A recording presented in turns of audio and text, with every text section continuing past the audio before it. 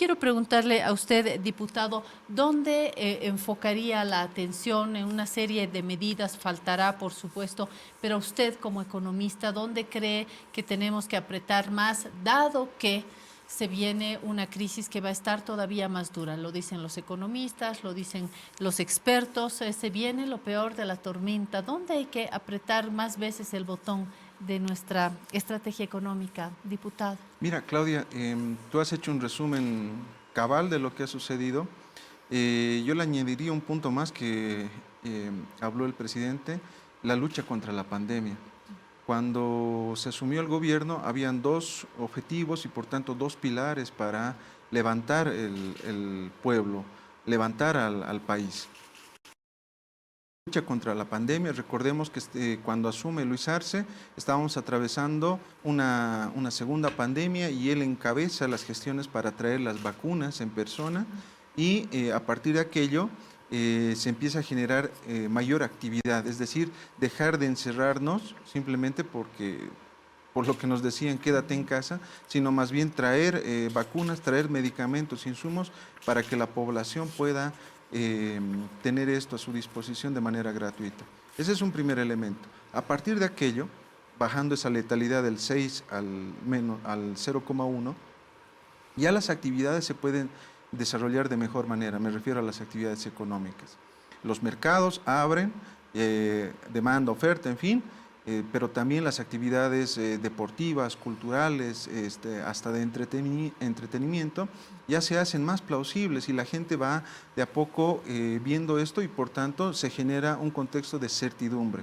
Estabilidad y certidumbre, y esto es importante porque a partir de aquello los actores económicos, las familias, tú, yo, las empresas, desde los emprendimientos hasta las empresas grandes, tienen ya ese contexto de estabilidad y por tanto sus actividades lo van llevando de mejor manera.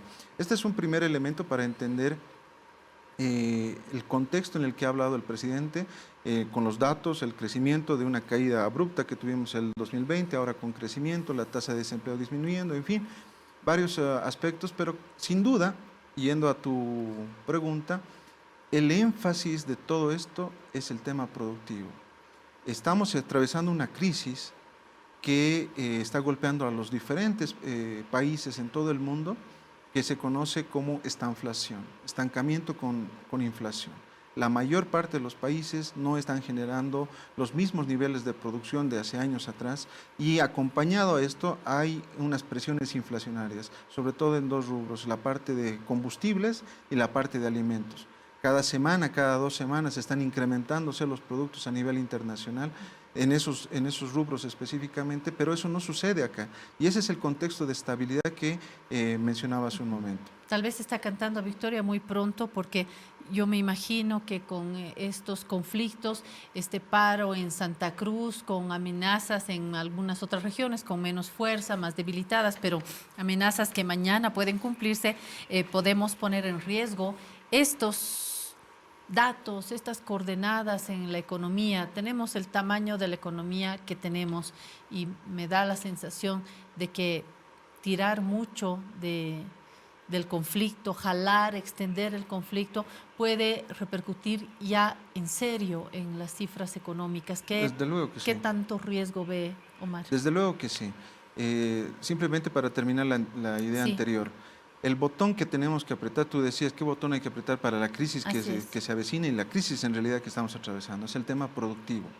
La visión de país es la industrialización con sustitución de importaciones. Por tanto, la mayor parte de los recursos estamos destinando a proyectos productivos. Esos proyectos productivos nos van a generar mayor productividad para los diferentes productos, tanto en la agropecuaria como en la manufactura, y eso nos va a permitir afianzar nuestro mercado interno y, si tú quieres, colocarnos en una mejor posición frente a esos shocks externos que están sucediendo y van a suceder más adelante.